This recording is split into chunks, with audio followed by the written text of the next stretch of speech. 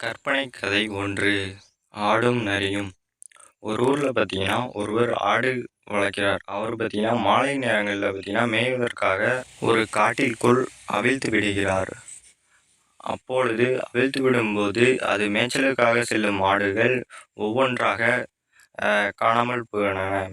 அதில் பார்த்தீங்கன்னா ஒரு நரி இருந்து அந்த நரி பார்த்தீங்கன்னா ஆட்டை ஒவ்வொரு நாளும் ஒவ்வொரு ஆடாக பிடிச்சி பிடிச்சி சாப்பிட்டுருச்சு. அந்த ஆடு பார்த்தீங்கன்னா அந்த ஆட்டை பிடிச்சி தின்ட்டு அந்த ஆட்டோட தோலை எடுத்து அந்த நரி போட்டுக்கிட்டு அந்த ஆட்டு கும்பல்லே பார்த்தீங்கன்னா ஆட்டு மந்தையோடு சேர்ந்து அந்த நரியும் இணைஞ்சிருச்சு.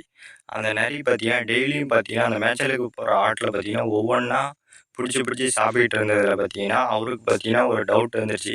இது என்னடா இது டெய்லியும் பார்த்தீங்கன்னா ஒவ்வொரு ஆடு காணாமல் போகுது அப்படின்னு பார்த்தீங்கன்னா யோசிச்சார்.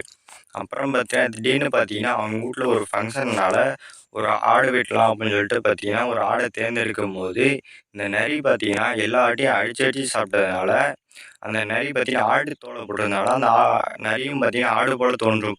அந்த நரி பார்த்தீங்கன்னா கொழு கொழுன்னு இருக்கிறதுனால அந்த ஆட்டெல்லாம் சாப்பிட்டு டெய்லியும் ஒவ்வொரு ஆடை சாப்பிடும்போது கொழு கொழுன்னு இருக்கிறதுனால அந்த ஆடு நல்லா கொழு கொழுன்னு இருக்குது, அதனால இந்த ஆட்டையே வெட்டிடலாம் அப்படின்னு சொல்லி பார்க்கும்போது பார்த்தீங்கன்னா அது நரி. அப்போ பார்த்தீங்கன்னா அந்த தோலை கழட்டிட்டு அது நரின்னு காமிச்சிக்குது. அப்போ இதோட குறிப்பு என்னன்னு பார்த்தீங்கன்னா, ஒன்றுக்கு ஆசைப்பட்டு செய்த தவறை திருப்பி திருப்பி செய்யும்போது கண்டிப்பாக ஒரு நாள் மாட்டிக்கொள்ளும். அதான் இதோட குறிப்பு.